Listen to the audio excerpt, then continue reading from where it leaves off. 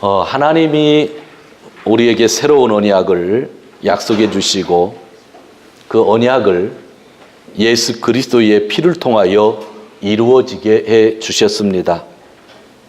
그 언약의 내용은 한나라로 이렇게 말하라고 하면 죄 사함입니다. 너희의 죄를 용서해 주시겠다 약속하시고 예수의 그리스도 피로 우리를 용서해 주셨던 겁니다. 그러면 우리가 죄를 고백하며 예수 그리스도를 믿고 회개의 삶을 살면 죄 사함을 받게 된다고 성경은 그렇게 기록하고 있습니다. 그리고 그때 예수님께서 죄 사함을 받게 되는 사람들에게 약속해 주신 것이 있는데 그것은 죄 사함을 받은 사람에게는 성령이 선물로 오신다라고 하는 겁니다.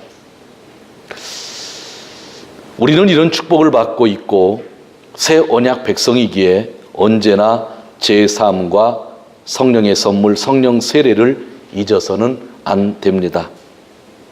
죄 사함과 성령의 선물은 세상에서 가장 기쁜 소식, 즉 복음입니다. 신앙생활이라고 하는 것은 하나님의 약속을 믿는 것을 말합니다. 그 약속을 믿으면 우리는 영원한 생명을 선물로 받게 됩니다. 그러면 영원한 생명을 가져다 주는 하나님의 약속이 무엇인가 하면 조금 전에 이야기했듯이 제3에 대한 약속과 성령의 선물이라고 하는 것입니다. 이 두 단어, 예수님 믿으면서 이 두 단어가 헷갈리면 우리의 신앙이 헷갈리는 겁니다. 신앙생활은 하나님의 주신 약속의 말씀을 믿는 건데 영원한 생명과 관계된 약속의 말씀은 제3에 대한 약속과 성령을 주시겠다고 하는 그 약속입니다. 이것이 성경에서 가장 중요한 예수님, 하나님, 거룩하신 분들의 이름, 성어를 빼놓고 가장 중요한 단어 중에 제3과 성령의 선물이 있다고 하는 것입니다. 사도행전을 보면 베드로가 예수님이 승천하신 다음에 사람들을 모아놓고 기도회를 인도하고 있고 그 기도회 때에 성령이 임하게 되죠. 방언으로 나타나서 이야기하니까 주위에 있던 사람들이 미쳤다고 하기도 하고 술 취했다 이야기도 합니다. 그때 베드로가 설교를 하죠. 설교를 했더니 많은 군중들이 마음에 찔립니다. 찔려서 베드로에게 다시 질문합니다. 그러면 우리가 어떻게 해야 합니까? 라고 이야기합니다. 그때 베드로가 이 말을 했는데 바로 이 말이 조금 전에 제가 강조한 이야기입니다. 회개하십시오. 그리고 여러분 각 사람은 예수 그리스도의 이름으로 세례를 받고 죄 용서를 받으십시오. 그리하면 성령을 선물로 받을 것입니다. 이 약속은 모든 사람에게 하나님이 주신 것입니다. 회개하면 제3 성령의 선물로 받을 것인데 이것이 하나님이 약속하신 것이라고 그 앞에 있는 수많은 사람에게 베드로가 처음으로 그렇게 이야기했죠. 베드로가 처음으로 이야기한 것이 아니라 이미 성경에서 그렇게 베드로에게 답을 준 것입니다. 제3과 성령을 선물로 받기 위하여 회개하라. 우리는 그것을 믿고 지금 크리스찬이 된 겁니다. 여러분들 세례를 받으셨는데 혹시 세례 받으실 때에 이 두 가지 단어에 대해서 강조함을 받지 않았다고 한다면 또 받았는데 또 잃어버렸다고 한다면 그건 좀 서운하죠. 가장 중요한 건 제3 뭐예요? 제3을 받은 사람에게 뭐를 주시겠다고요? 성령을 선물로 주시겠다고 하는 것. 이것을 믿은 사람이 크리스찬이 된 것입니다. 사랑하는 성도 여러분, 우리가 믿는다고 하는 것은 바로 제3과 성령의 선물을 바로 믿는 것을 이야기하는 것입니다. 오늘은 이 두 가지 단어를 좀 살펴보면서 결론을 하나 내고자 합니다. 먼저 제3에 대해 요한 1서에서 어떻게 이야기하고 있는지 살펴보려고 합니다. 예수님의 제자 요한입니다. 그런 요한 일서에서 가장 중요한 핵심 진리들을 강조하고 있는데 이번 주와 다음 주에 제가 그것을 전하려고 합니다. 먼저 그는 분명히 제3에 대한 이야기를 합니다. 1장 7절을 보시기를 바랍니다. 같이 읽겠습니다. 저가 빛 가운데 계신 것 같이 우리도 빛 가운데 행하면 우리가 서로 사귐이 있고 그 아들 예수의 피가 우리를 모든 죄에서 깨끗하게 하실 것입니다. 우리는 죄를 지었는데 누구의 피가 우리를 깨끗게 하신다고요? 예수님의 피가. 자, 지금 제3에 대해서 강조하고 있죠. 9절을 보시기를 바랍니다. 9절 같이 읽습니다. 만일 우리가 우리 죄를 자백하면 저는 미쁘시고 의로우사 우리 죄를 사하시며 모든 불의에서 우리를 깨끗게 하실 것이요. 우리 죄를 자백하면 그는 의로우셔서 우리 죄를 뭐 하신다고요? 용서하신다, 사하신다. 우리의 죄는 주님의 피로, 그리고 우리의 죄는 우리가 고백하고 자백할 때에 그분이 용서해 주신다는 이야기를 하면서 신앙생활에 있어서 가장 중요한 것이 확인돼야 될 것이 제3이라고 하는 걸 이야기하고 있습니다. 자, 2장 12절을 보시기를 바랍니다. 2장 12절 같이 읽습니다. 2장 12절 자녀들아 내가 너에게 쓰는 것은 너희 죄가 그의 이름으로 말미암아 사함을 얻음이요. 지금 우리 크리스찬들에게 이 글을 쓰고 있는데 내가 이 글을 쓰고 있다고 하는 것은 내가 이미 죄사함을 얻었다고 하는 것을 확인시켜주기 위함이라고 하는 거죠. 그리스도인들은 누구의 피에 의해서? 예수님의 피에 의해서. 그리스도인이 되려면 죄를 자백해야 되니까 자백한 사람에게는 뭐가 없다는 거예요? 죄가 사해졌는데 그것을 너에게 확인시키기 위하여 이 글을 쓰고 있다고 하는 이야기입니다. 그러면서 3장을 보시기를 바랍니다. 3장 4절과 5절 3장 4절과 5절 같이 읽습니다. 죄를 짓는 자마다 불법을 행하나니 죄는 불법이라 그가 우리 죄를 없이 하려고 나타나신 바 된 것을 너희가 아나니 그에게는 죄가 없느니라. 예수님에게는 죄가 없는데 왜 예수님이 이 세상에 오셨어요? 우리의 죄를 사해 주시려고, 제하여 주시려고 이 세상에 오셨다, 이렇게 이야기하고 있습니다. 요한은 예수님의 제자 중에서 가장 늦게 죽은 사람입니다. 많은 제자들이 일찍 죽었는데 제일 먼저 죽은 제자와 요한과의 거리를 생각하면 한 50년, 60년 정도 차이가 날 정도로 요한은 아주 늦게 죽었습니다. 예수님의 제자 중에 예수님에게 사랑을 가장 많이 받았다고 자기가 자부하고 있는 그런 사람입니다. 그가 인생의 말년에 교회에게 편지를 쓰는데 성령의 음성을 듣고 그가 기록으로 남기는데 먼저 강조하고 있는 것이 역시 뭐였다고요? 제3에 대한 이야기를 강조하고 있는 것입니다. 예수님의 피가 있었고 그 다음에 우리의 자백이 있었고 그 예수님을 의지하여 우리가 믿게 되면 제3의 확신을 가져야 된다고 말씀하셨죠.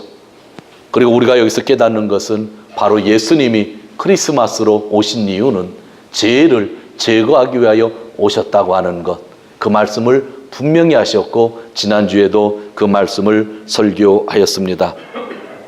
그러므로 우리는 철저하게 고백하고 죄의 길에서 회개해야만 합니다. 예수를 믿는다고 하는 것은 좋은 말씀을 들으러 오는 것이 아닙니다. 내 죄를 철저하게 고백하고 용서받기 위함입니다. 죄를 고백하는 자는 죄에서 멀어지는 생활을 하게 됩니다. 그러므로 예수님이 죄 해결 때문에 오셨다고 한다면 우리는 그 예수님을 바라볼 때마다 내 죄를 생각하고 고백하고 회개하고 용서받고 살아야 되는 것이죠. 예수님이 오신 목적이 십자가에 달려서 피를 흘려서 우리의 죄를 사기 위하여 오셨다고 한다면 우리는 예수님을 생각할 때마다 자꾸 나의 죄를 바라보며 자백해야 된다고 하는 것. 그런데 우리는 예수님을 바라볼 때마다 나의 죄를 고백하지 아니하고 딴 생각을 많이 하고 있는 겁니다. 어떻게 예수님이 나에게 죄송합니다. 돈을 많이 주실까? 그런 생각 하시는 분은 없겠죠. 그런데 예수님을 바라보면 바로 나의 죄를 내가 찾아나여 회개해야 된다고 하는 것을 우리는 발견해야 되는 거죠. 그리고 제가 두 번째 단어를 얘기했는데 성령의 선물이라고 그랬습니다. 요한 1서에 만약 성령에 대한 이야기가 없다고 한다면 그것도 반쪽짜리 복음이 될 겁니다. 그런데 요한 1서에는 성령에 대한 이야기를, 그 선물에 대한 이야기를 분명히 하고 있습니다. 우리가 죄 용서를 받으면 성령을 선물로 받게 된다고 분명히 예수님이 말씀해 주셨죠. 그리고 요한은 그것을 기록에 남기고 있습니다. 성령이 얼마나 중요한지를 2장 20절에서 그가 이야기하고 있습니다. 2장 20절 같이 읽겠습니다. 너희는 거룩하신 자에게서 기름 부음을 받고 모든 것을 아느니라. 여기서 기름은 그냥 아브라가 아닙니다. 여기서 기름은 성령입니다. 성령을 표현할 때 요한은 이 기름 부음 받았다라는 표현을 쓰고 있었습니다. 여러분은 거룩하신 하나님에게 성령을 받아서 진리를 알고 있습니다 라고 그렇게 이야기하고 있습니다. 27절입니다. 2장 27절 같이 읽겠습니다.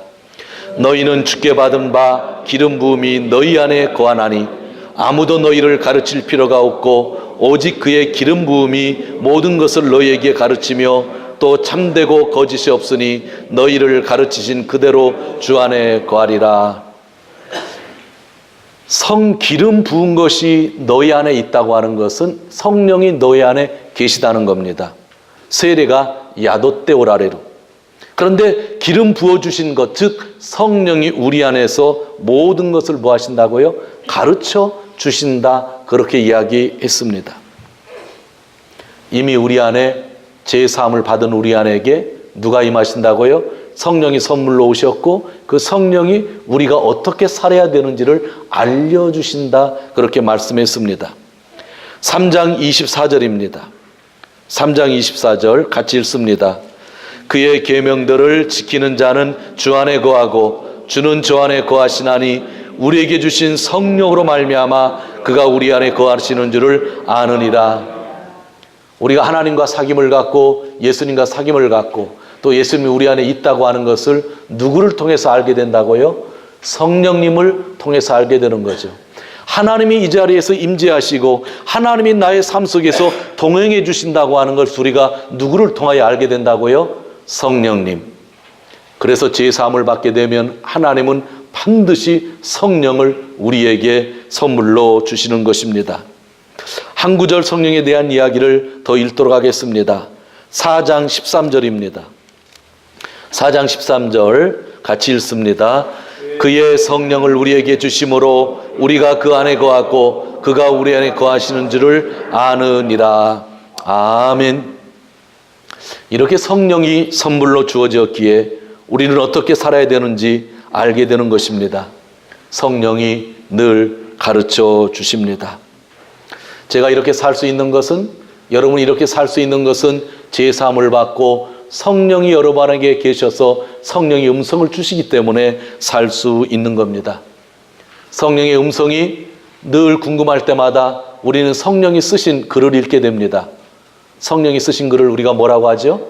성경이라고 합니다. 그래서 성령의 인도함을 받는 사람들은 또 성경을 읽게 되는 것입니다. 사랑하는 성도 여러분, 다시 한번 강조합니다. 제사함, 성령의 선물, 이게 기쁜 소식입니다. 이 두 가지를 하나님이 약속해 주셨고 이 약속을 믿는 사람들에게 영원한 생명이 주어졌다고 한다면 영원한 생명을 바라보면서 우리는 늘 제사함에 대한 약속을 붙잡고 죄를 고백하고 용서받아야 되는 것과 성령과 동행하는 삶을 살아야 된다고 하는 것입니다. 나는 아무것도 한 것이 없고 나는 정말 어둠 속에 살던 자인데 내가 제사함을 받는 축복을, 성령을 받는 축복을 가지고 있다고 하는 겁니다. 그래서 지금 예배를 드리는 거고 감사의 찬양을 드리는 것입니다. 한 가지가 남았습니다. 그러나 이 신비한 것은 반드시 하나가 전제되어야 됩니다. 오늘 제가 설교하는 것은 너무 중요한 이야기입니다. 여러분들이 메모해 놨다 들으셔도 되고 혹시 영상이 뜨면 영상을 여러분들이 계속 들으셔도 됩니다. 이 신비한 것, 제3에 대한 그 약속, 성령 선물에 대한 그 약속, 그것이 우리에게 영원한 생명을 가져다 주는데 이 약속에는 딱 한 가지 전제되는 것이 있습니다. 물론 예수 그리스도를 믿는 거죠. 그런데 그 예수 그리스도가 누구냐는 것을 알고 믿는 것이 중요한 겁니다. 그게 전제되어집니다. 그것이 지난주 설교이기도 했습니다. 오늘 본문 1절과 2절을 다시 보겠습니다. 1장 1절과 2절을 보면요, 제가 읽을게요. 태초부터 있던 생명의 말씀. 여기서 생명의 말씀은 예수님을 이야기하는데 예수님이 언제부터 계셨다고요? 태초부터 계셨다. 자, 태초부터 계셨으면 인간인가요? 하나님이신가요? 하나님. 2절을 보시면 뒤에 우리에게 나타나신 바 되었으니 인간으로 오신 분이라는 거죠. 예수님은 태초부터 계신 하나님이신데 인간으로 오셨다고 하는 것입니다. 요한일서의 시작은 예수님이 누군지를 분명히 하면서 시작을 하면서 제3에 대한 이야기, 성령 선물에 대한 얘기를 하는 겁니다. 예수님이 누군지를 우리가 클리어하지 않으면, 그것을 넘어서지 않으면 성령 제3에 대한 그 공식 교리도 깨어지게 되는 겁니다. 예수님이 하나님이 아니라고 한다면 우리는 제3도 없는 거고 성령의 선물도 없는 겁니다. 가장 중요한 제3, 성령의 선물은 예수님이 하나님일 때만 가능한 거죠. 그런데 그 하나님이 누가 되셨다고요? 인간이 되셨다고 하는 그러한 말씀입니다. 지난주에 제가 말씀을 증거하면서 십자가 위에서의 고통까지도 우상이 되어서는 안 된다고 전했습니다. 사실 이러한 말씀을 설교 시간에 한다고 하는 것은 오해할 수도 있는 말이기 때문에 되게 어려운 본문이기도 했습니다. 왜냐하면 단순의 고통의 크기가 축복을 주는 조건이라고 한다면 예수님보다 더 큰 고통을 받은 자가 나타날 수 있고, 그렇게 되면 십자가의 은혜가 인간의 고통의 크기에 의하여 깨어질 수 있기 때문입니다. 예수님의 옆에 있었던 두 강도, 그들은 예수님보다 늦게 죽었습니다. 먼저 죽은 자가 고통이 클까요? 늦게 죽은 자가 고통이 클까요? 늦게 죽은 자가 고통이 큰 겁니다.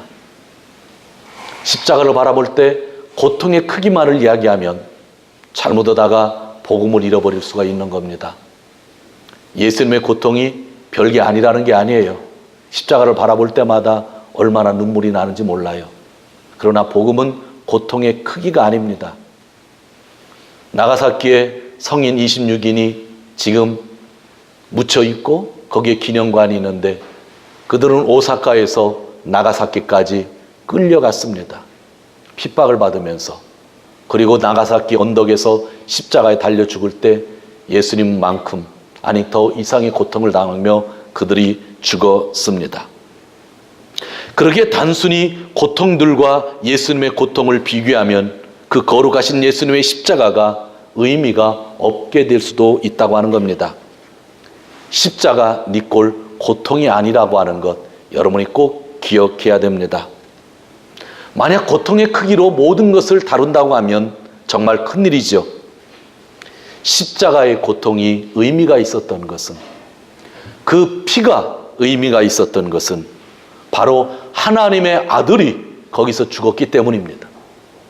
배명덕이 죽었기 때문에 의미가 있는 것이 아니고, 베드로가 십자가에 거꾸려 매달려서 죽었기 때문에 의미가 있는 것이 아니고, 하나님의 아들이, 그리스도가 태초부터 계신 그분이 사람으로 오셔서 죽었기 때문에 그 고통의 의미가 있고 피가 의미가 있다고 하는 것, 그것이 오늘 요한이 가장 강조하는 부분입니다.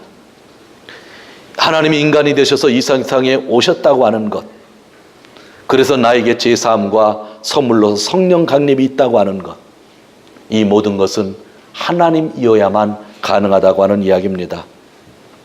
2000년 역사 속에서 교회서를 읽어보다 보면은요, 예수님을 인간으로 보았던 사람들이 참 많이 있었습니다. 사실 성경 안에도 나타나잖아요. 대표적인 사람들이 갈릴리에 살던 사람들이죠. 저 예수는 마리아의 아들이 아니냐, 그 형제 자매든 우리와 같이 있지 않느냐 했다고 하는 건 뭐예요? 예수님을 누구로 봤다는 거예요? 사람으로 봤다고 하는 거죠. 히브리서가 쓰여질 때에는 많은 사람들이 예수님을 천사로 보면서 천사 숭배를 했습니다. 그래서 히브리서 기자는 앞에서 예수님은 천사보다 높으신 분이라고, 말도 안 되는 말이지만 그런 말로 표현을 하는 겁니다. 당연한 이야기지만 어떤 사람들은 그냥 하나님이 잠시 세상에 영으로 나타나셨다 하는 사람들이 있었고, 그 사람들은 2000년 교회 역사에서 전부 이단으로 정대되어서 사라지게 되었습니다. 이슬람에서는 예수님을 한 예언자 가운데 한 사람으로 보고 있습니다. 아주 교묘하게 기독교를 말살하려고 하는 정책이기도 합니다. 세상에 있는 사람들은 예수님을 4대 성인으로 보기도 합니다. 공자, 석가모니, 소크라테스, 예수님. 어떤 사람은 소크라테스 대신에 마호메트를 넣기도 합니다. 예수님을 존경하는 사람으로 보면서 지나간 영웅이라는 것을 강조하고 있는 것이죠. 여러분은 진심으로 예수 그리스도를 어떤 분으로 받아들이고 있습니까? 목사님, 나는 하나님이라고 믿고 있는데요. 진짜 삶 속에서 여러분들 예수님을 어떤 분으로 받아들이고 계십니까?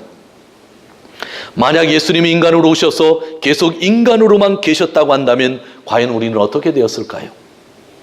만약 그분이 천사였다고 한다면 우리는 어떻게 되었을까요? 만약 그분이 영으로만 나타나신 분이라고 한다면 우리는 어떻게 되었을까요? 만약 모세, 엘리야 같은 예언자였다고 한다면 우리는 어떻게 되었을까요? 그리고 인류 역사상 가장 위대한 성인 가운데 하나였다면 우리는 어떤 결과를 지금 가지고 있을까요? 분명한 것은 제4음의 축복은 없었을 것입니다. 예수님이 인간이고 영이었고 천사였다고 한다면, 그가 하나님의 아들 그리스도가 아니었다고 한다면 우리는 제3이었고, 제3이 없으면 성령을 선물로 받을 수가 없는 것입니다. 인간과 천사는 죄를 대속할 수 없습니다. 왜냐하면 인간은 죄인이기 때문에 죄인이 죄인을 대속할 수가 없는 겁니다. 영이 인간 육체의 제물이 될 수 없습니다. 왜냐하면 인간은 혈과 육을 가지고 있기에 영으로서 피의 대속을 할 수 없기 때문입니다.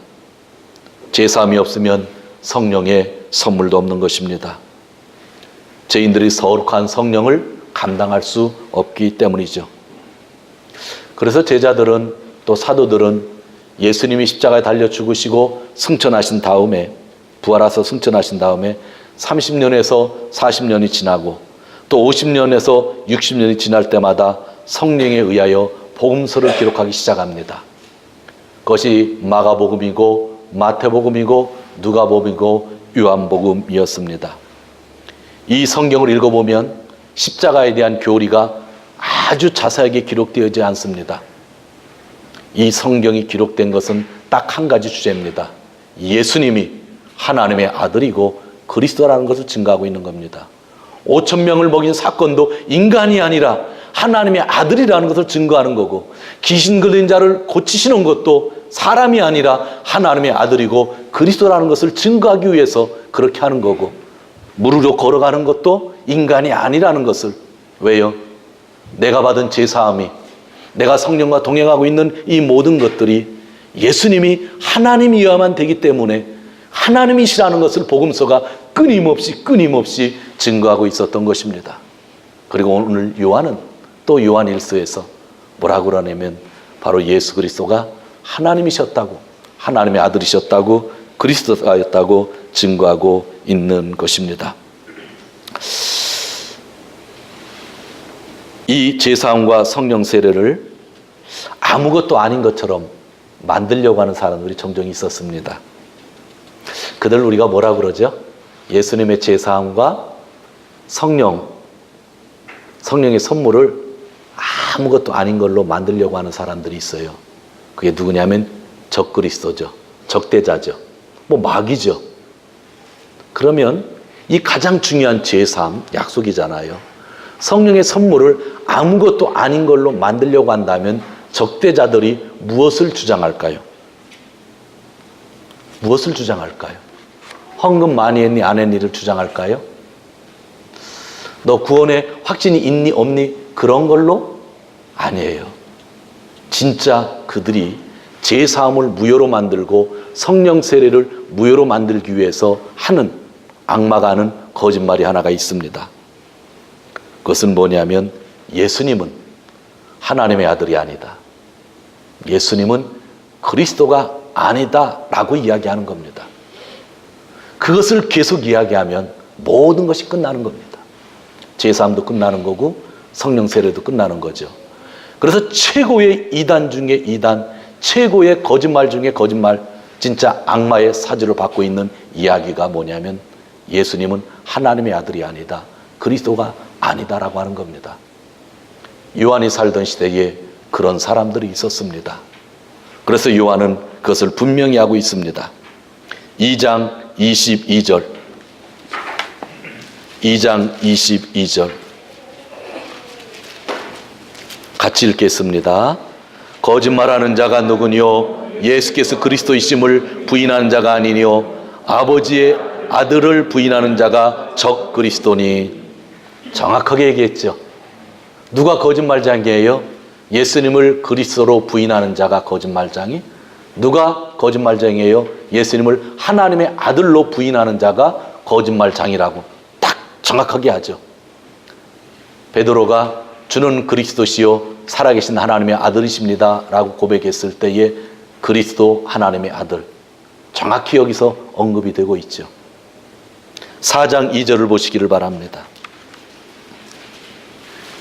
4장 2절 예수님을 하나님의 아들로, 예수님을 그리스도로 인정하기 싫은 사람은 그냥 귀신이다, 영이다 한 사람들이 있었죠. 그래서 또 이렇게 얘기합니다. 2절 같이 읽습니다. 하나님의 영은 이것으로 알지니 곧 예수 그리스도께서 육체로 오신 것을 시인하는 영마다 하나님께 속한 것이요. 예수님이 태초에 계셨는데 영으로 오셨다고요? 아니에요. 육으로 오셨다고 하는 것을 인정하는 영이 진짜 영이다 이야기하는 거죠. 또 있어요. 5장 1절입니다. 5장 1절도 같이 읽습니다. 예수께서 그리스도이심을 믿는 자마다 하나님께서 난 자니 또한 내신 이를 사랑하는 자마다 그에게서 난 자를 사랑하느니라. 예수가 그리스도이심을 믿는 자마다 누구에게서 났다고요? 하나님. 예수가 그리스도.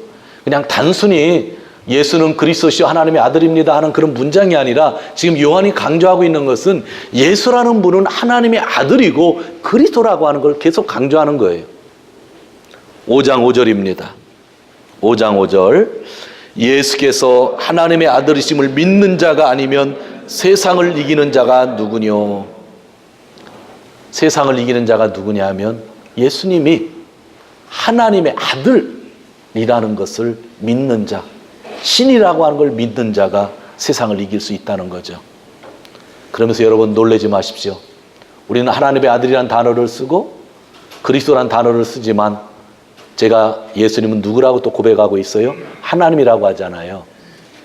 똑같이 요한이 우리에게 가르쳐주고 있습니다. 5장 20절입니다. 5장 20절 우리 같이 읽습니다.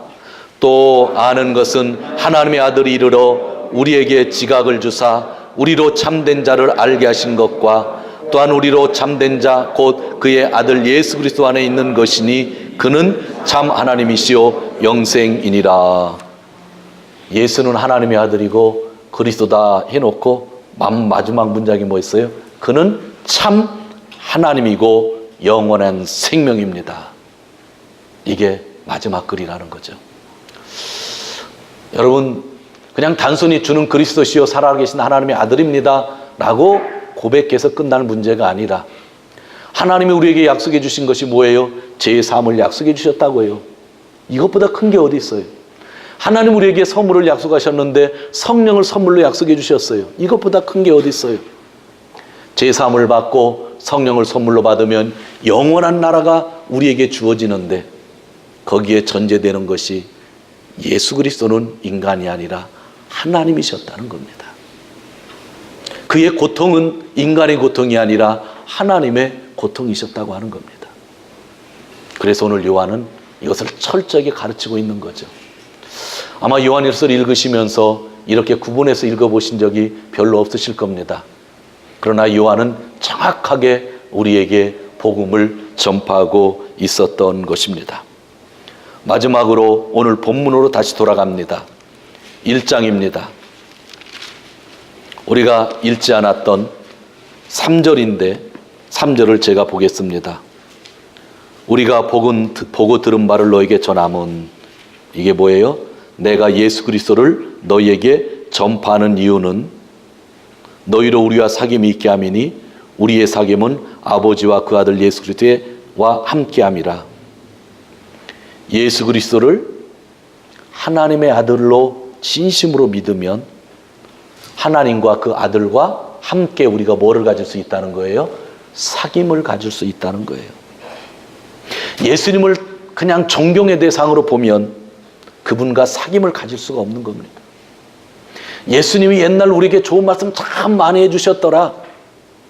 그냥 예수님에게서 하나님을 빼고 이쪽 뺨 맞으면 이쪽 뺨 맞으라고 했으니까 참 좋다. 원수를 사랑하라는 말 주셨다. 세상 사람들처럼 그 말씀만 우리가 담고 교훈으로 받아들인다고 하면 하나님의 교제 안에 들어갈 수 없는데, 그 예수님이 하나님의 아들이라고 하는 것, 그리스도라는 걸 인정하면 우리가 누구의 교제 안에 들어갈 수 있다고요? 하나님의 교제 안에. 막 떨리지 않으세요?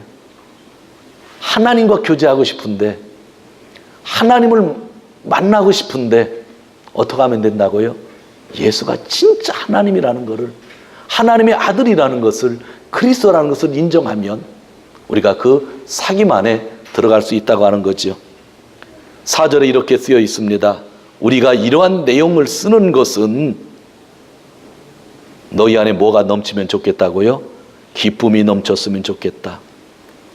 이렇게 예수 그리스도가 하나님이라고 하는 걸, 하나님의 아들이라고 하는 걸 믿으면 사귐이 있다고 하는 것을 너에게 쓰는 이유는 너희 안에 참된 기쁨이 있었으면 좋겠다라고 하는 그러한 말씀입니다. 우리의 사귐은 하나님과 예수님과의 사귐입니다. 교회 안에서 친하게 지내십시오. 진짜 친하게 지내십시오. 좋은 교제를 나누세요. 그러나 우리의 진정한 사귐은 누구의 사귐이라고요? 하나님과 그 아들과의 사귐입니다. 그 사귐에 들어가고 싶잖아요. 어떻게 들어간다고요?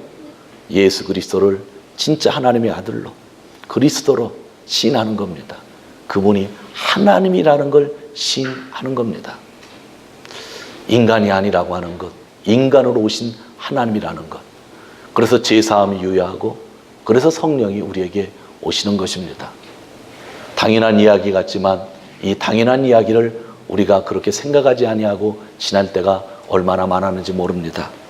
사랑하는 성도 여러분, 크리스마스 계절이고 다음 주 크리스마스입니다. 그 예수 그리스도는 존경스러운 그런 성인 같은 분이 아니라 진짜 하나님이셨다는 그 신앙을 가지시고 이 크리스마스 때 하나님의 사귐 안에, 예수님의 사귐 안에 우리가 함께 들어갈 수 있는 그런 귀한 분들 되시기를 주님의 이름으로 축원드립니다. 기도하겠습니다.